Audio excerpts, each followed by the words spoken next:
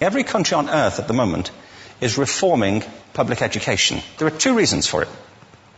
The first of them is economic. People are trying to work out, how do we educate our children to take their place in the economies of the 21st century? How do we do that, given that we can't anticipate what the economy will look like at the end of next week, as the recent turmoil is demonstrating?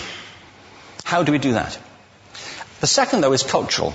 Every country on earth is trying to figure out, how do we educate our children so they have a sense of cultural identity and so that we can pass on the cultural genes of our communities while being part of the process of globalization? How do we square that circle?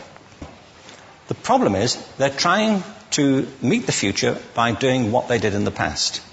And on the way, they're alienating millions of kids who don't see any purpose in going to school. When we went to school, we were kept there with a story, which was if you worked hard and did well and got a college degree, you would have a job. Our kids don't believe that. And they're right not to, by the way. You're better having a degree than not, but it's not a guarantee anymore. And particularly not if the route to it marginalizes most of the things that you think are important about yourself.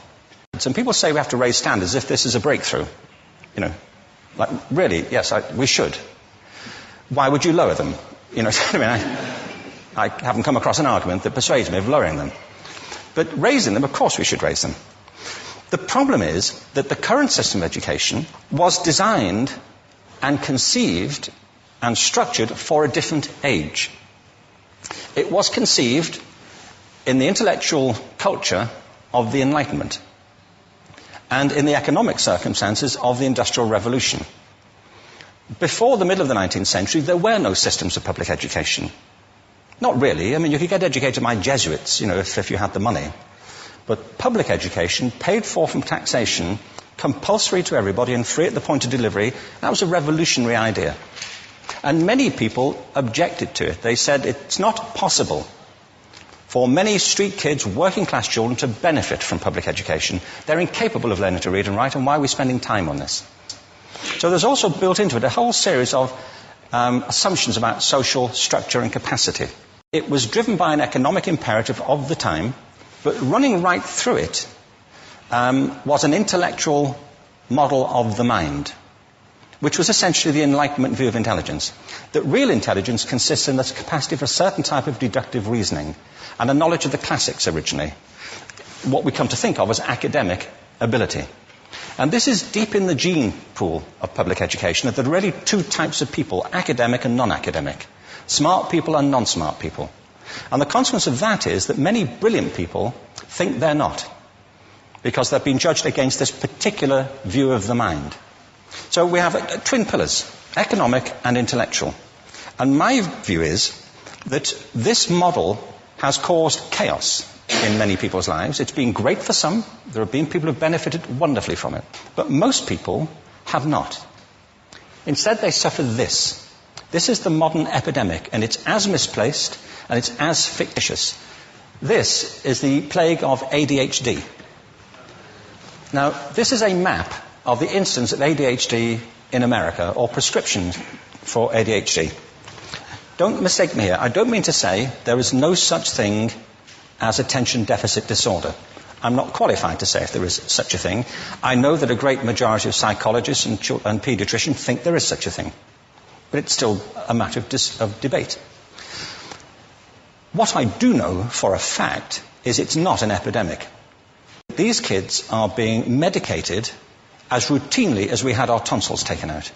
And on the same whimsical basis, and for the same reason, medical fashion.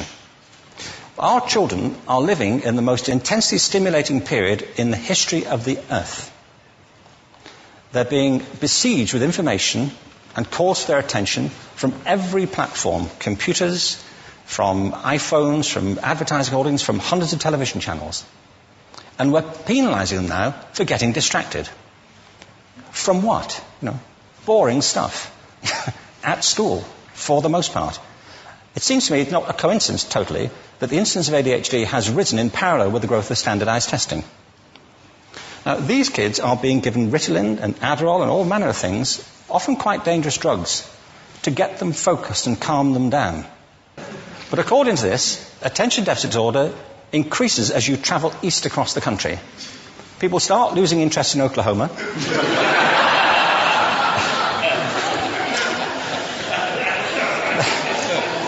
They can hardly think straight in Arkansas.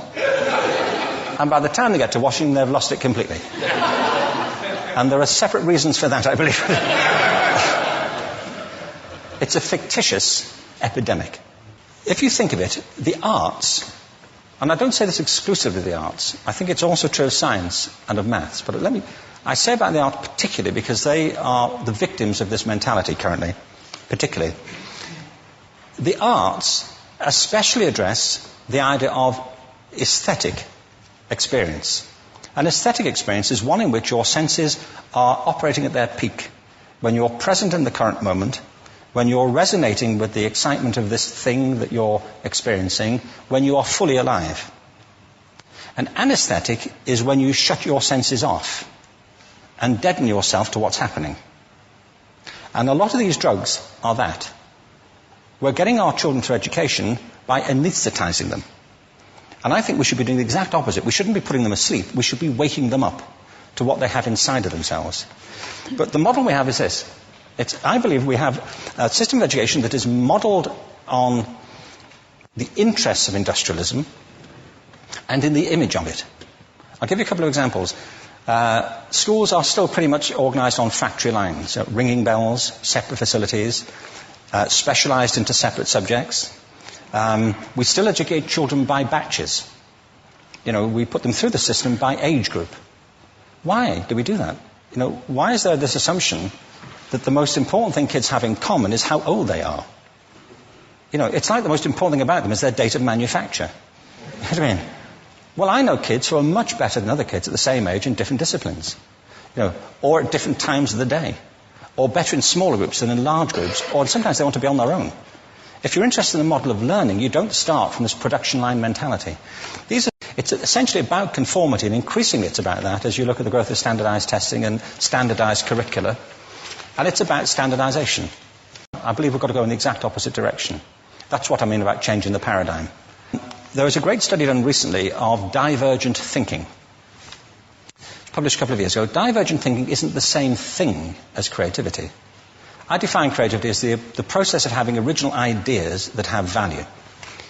Divergent thinking isn't a synonym, but it's an essential capacity for creativity.